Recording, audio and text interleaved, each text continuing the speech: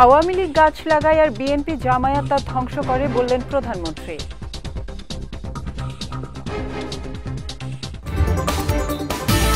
29 June থেকে দেশের সব কোচিং সেন্টার বন্ধ থাকবে জানালেন শিক্ষামন্ত্রী।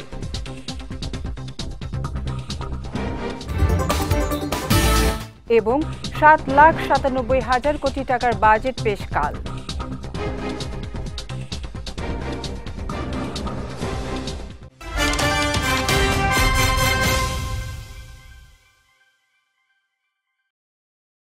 আসসালামু আলাইকুম। বিজয় রাতের সংবাদে আমন্ত্রণ জানাচ্ছি আমি উম্মে কুলসুম। শুনছিলেন শিরোনাম, এবারে বিস্তারিত। পরিবেশ রক্ষায় আওয়ামী লীগ সারা দেশে গাছ রোপণ করে আর বিএনপি জামায়াত আন্দোলনের নামে হাজার হাজার বৃক্ষ নিধন করেছে বলে মন্তব্য করেছেন মাননীয় প্রধানমন্ত্রী শেখ হাসিনা। সকালে বঙ্গবন্ধু আন্তর্জাতিক সম্মেলন কেন্দ্রে জাতীয় বৃক্ষরোপণ অভিযান, পরিবেশ মেলা ও বৃক্ষ মেলার উদ্বোধনী অনুষ্ঠানে তিনি এ মন্তব্য করেন। অনুষ্ঠানে প্রধানমন্ত্রী বৃক্ষরোপণ কর্মসূচি বাস্তবায়নের তাগিদ দিয়ে বলেন, পরিবেশ রক্ষার সবার দায়িত্ব। উন্নয়ন কাজের কারণে গাছ কাটলে 3 গুণ গাছ লাগাতে হবে। পরিবেশ রক্ষায় প্লাস্টিক পণ্য ব্যবহারকে নিরুৎসাহিত করে পাটজাত পণ্য ব্যবহারকে গুরুত্ব দেওয়া হচ্ছে বলেও জানান সরকার প্রধান। এ সময় প্রাকৃতিক বিপর্যয় থেকে রক্ষা পেতে দেশের প্রতিটি মানুষকে একটি করে গাছ লাগানোর আহ্বান জানান প্রধানমন্ত্রী। অনুষ্ঠানে পরিবেশ রক্ষায় অবদান রাখা ও বৃক্ষরোপণের জন্য নির্বাচিত ব্যক্তিদের হাতে পুরস্কার তুলে দেওয়া হয়। যে কোনো পরিকল্পনা আমরা যখন নেই, উন্নয়ন পরিকল্পনা, সেই পরিকল্পনায় অবশ্যই আমাদের পরিবেশ রক্ষার বিষয়টা, এবং যদি কোথাও আমাদের জায়গার জন্য গাছ কাটতে হয়, তো যত গাছ কাটবে তার থেকে 3 গুণ বেশি গাছ তার লাগাবে। আপনারা যদি গাছ লাগান, এত গরম, কিন্তু গাছের নিচে যদি যান, ছায়াটা কিন্তু বেশ ঠান্ডা, আরামদায়ক। গাছ আমাদেরকে কিন্তু সেই সুযোগটা দেয়। আগামী 30 জুন থেকে শুরু হওয়া এইচএসসি ও সমমানের পরীক্ষার সামনে রেখে 29 জুন থেকে 11 আগস্ট পর্যন্ত দেশের সকল কোচিং সেন্টার বন্ধ থাকবে বলে জানিয়েছেন শিক্ষামন্ত্রী মহিবুল হাসান চৌধুরী নওফেল। সকালে সচিবালয়ে জাতীয় আইন শৃঙ্খলা কমিটির বৈঠক শেষে সাংবাদিকদের এ কথা জানান তিনি। সিলেটে চলমান বন্যার বিষয়ে মন্ত্রী বলেন, যে বন্যা হচ্ছে তাতে সেখানকার এইচএসসি পরীক্ষা বন্ধ রাখার মতো পরিস্থিতি এখনো হয়নি। সেখানেও পরীক্ষা হবে। যদি বন্যা বাড়ে সেক্ষেত্রে পরবর্তীতে যে কোনো সিদ্ধান্ত নেওয়া হবে। এ সময় পরীক্ষায় প্রশ্ন ফাঁস কিংবা পরীক্ষার্থীদের কাছে উত্তর সরবরাহে জড়িতদের বিরুদ্ধে প্রশাসন কঠোর ব্যবস্থা নেবে বলেও জানান শিক্ষামন্ত্রী। প্রশ্নপত্র ফাঁসের গুজব মুক্ত এবং নকল মুক্ত পরিবেশে সুষ্ঠু সুন্দরভাবে অনুষ্ঠানের লক্ষ্যে 29 জুন 2024 হতে 11 আগস্ট 2024 তারিখ পর্যন্ত সকল কোচিং সেন্টার বন্ধ থাকবে। শিক্ষা বোর্ড সমূহের পরীক্ষা নিয়ন্ত্রণ কক্ষের সাথে সংশ্লিষ্ট পরীক্ষা কেন্দ্রগুলো অনলাইনে সার্বক্ষণিকভাবে তথ্যাদি আদান প্রদান করবেন। আমরা দৃঢ়ভাবে বিশ্বাস করি এইচএসসি আলিম ও HSC BMT, HSC vocational, diploma in commerce পরীক্ষা শান্তিপূর্ণ ও উৎসবমুখর পরিবেশে অনুষ্ঠিত হবে। সুখী, সমৃদ্ধ, উন্নত ও স্মার্ট বাংলাদেশ গড়ার অভিমুখে যাত্রার পরিকল্পনা তুলে ধরে কাল জাতীয় সংসদে 2024-25 অর্থ বছরের প্রস্তাবিত বাজেট পেশ করা হবে। অর্থমন্ত্রী আবুল হাসান মাহমুদ আলী এই বাজেট পেশ করবেন। এটি হবে দেশের 53তম আওয়ামী লীগ সরকারের 24তম বাজেট। এই বাজেটের সম্ভাব্য আকার 7,96,900 কোটি টাকা। বাজেটের খরচ মেটাতে আয়ের সম্ভাব্য লক্ষ্য 5,50,000 কোটি টাকা। এর মধ্যে এনবিআর আয় করবে 4,80,000 কোটি টাকা, যা চলতি অর্থ বছরের চেয়ে 50,000 কোটি টাকা বেশি। তারপরেও ঘাটতি থাকবে 2,80,000 কোটি টাকা।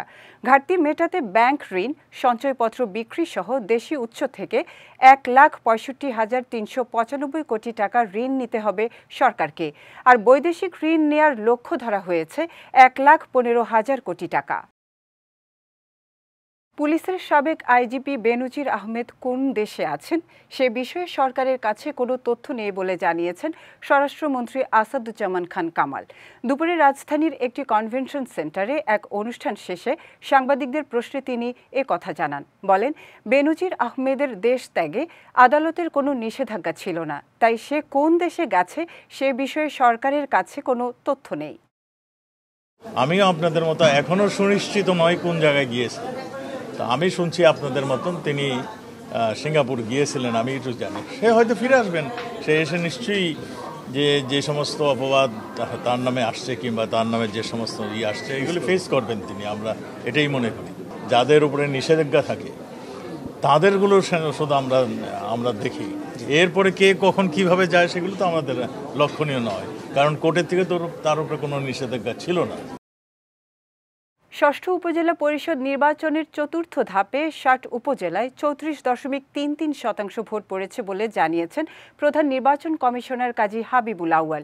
বিকেলে রাজধানীর আগারগাঁওয়ে নির্বাচন ভবনের সংবাদ সম্মেলনে এ তথ্য জানান তিনি। বলেন, নির্বাচন শান্তিপূর্ণ হয়েছে। এছাড়া অনিয়মের অভিযোগে ভৈরবের একটি কেন্দ্রে ভোট স্থগিত হয়েছে বলে জানান প্রধান নির্বাচন কমিশনার।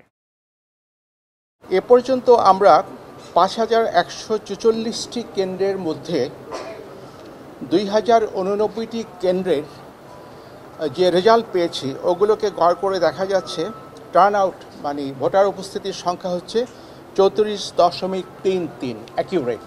মোট ২৮ জন ব্যক্তি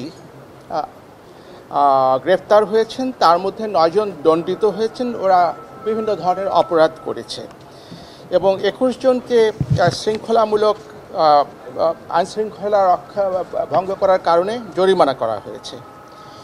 ভৈরব উপজেলায় একটা ঘটনা ঘটেছে, সেটা হলো একটা ব্যালট বাক্স ছিনতাই করে নিয়ে যাওয়া হয়েছিল এবং ব্যালট বাক্সটা খুলেও ফেলেছিল, যার ফলে ওই কেন্দ্রের ভোট স্থগিত করা হয়েছে। এবার জেলা সংবাদ।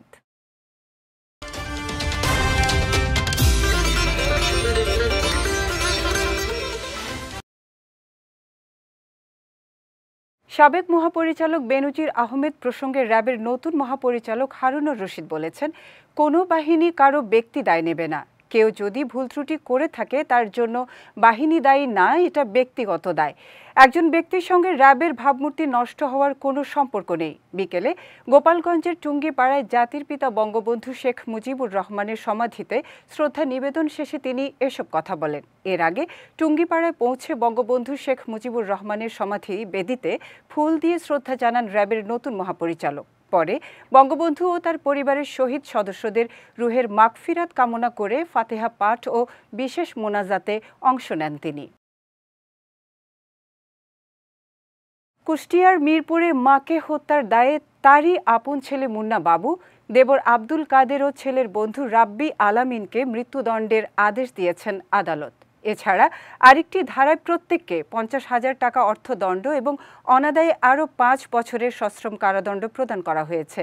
দুপুরে জেলা ও দায়রা জজ আদালতের বিচারক রুহুল আমিন আসামিদের উপস্থিতিতে এ রায় ঘোষণা করেন। মামলার বিবরণে জানা যায়, ২০২১ সালের ২১ জানুয়ারি মমতাজ বেগম নিজ বাড়ি থেকে নিখোঁজ হন।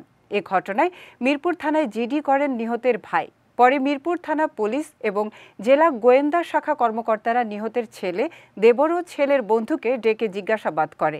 জিজ্ঞাসাবাদের এক পর্যায়ে হত্যার কথা স্বীকার করে তারা। মুন্সিগঞ্জের টঙ্গীবাড়িতে সাবেক যুবলীগ নেতা হত্যা মামলায় উপজেলার নবনির্বাচিত চেয়ারম্যান আরিফুল ইসলাম হালদার সহ ৯ জনের জামিন আবেদন নামঞ্জুর করে কারাগারে পাঠানোর নির্দেশ দিয়েছেন আদালত। সকালে মুন্সিগঞ্জ জেলা ও দায়রা জজ আদালতে হাজির হয়ে আইনজীবীর মাধ্যমে জামিন আবেদন করে তারা। শুনানির শেষে বিচারক কাজী আব্দুল হান্নান তাদের জামিন আবেদন নামঞ্জুর করে কারাগারে পাঠানোর নির্দেশ দেন। গত ৮ এপ্রিল মুন্সিগঞ্জের টঙ্গীবাড়ি উপজেলায় পাওনা টাকা চাওয়াকে কেন্দ্র করে দুই পক্ষের সংঘর্ষে যুবলীগের সাবেক নেতা সোহরাব খানকে কুপিয়ে হত্যার ঘটনা ঘটে। এ ঘটনায় নিহতের বড় ভাই বাদী হয়ে মামলা দায়ের করেন। খুলনার পাইকগাছা ও সিরাজগঞ্জের তাড়াশে পৃথক সড়ক দুর্ঘটনায় ৪ জন নিহত হয়েছেন।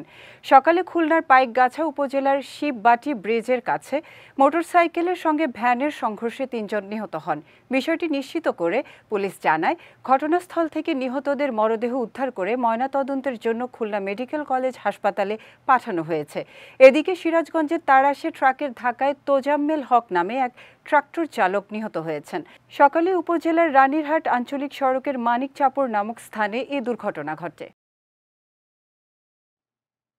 যাচ্ছি খেলার সংবাদে।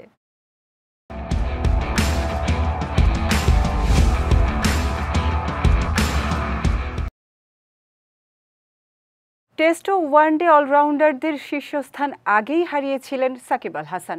গত সপ্তাহে টি-20 অলরাউন্ডারদের শীর্ষস্থানও হারাতে হয়েছিল সাকিবকে। তবে ওয়ানিন্দু হাসারাঙ্গার কাছে হারানোর জায়গাটা ফিরে পেতে বেশি দিন অপেক্ষা করতে হলো না সাকিবকে।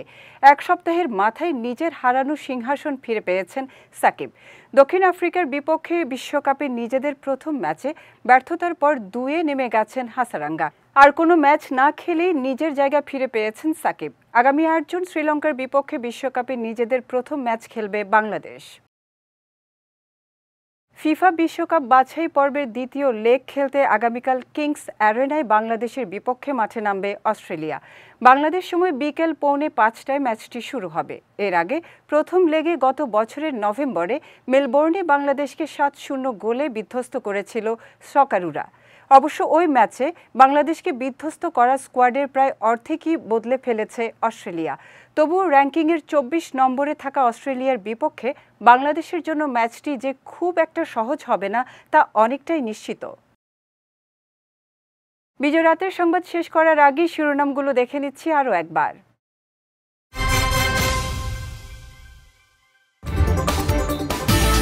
আওয়ামী লীগ গাছ লাগায় আর বিএনপি জামায়াত তা ধ্বংস করে বললেন প্রধানমন্ত্রী।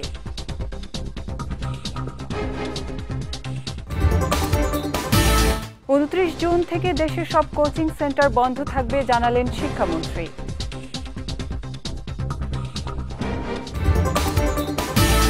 এবং 7,97,000 কোটি টাকার বাজেট পেশ কাল।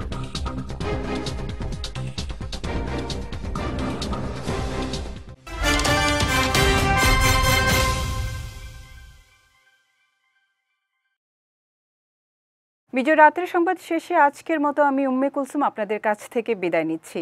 আগামীকাল একই সময়ে নতুন সব খবর দেখতে চোখ রাখুন বিজয় টিভিতে।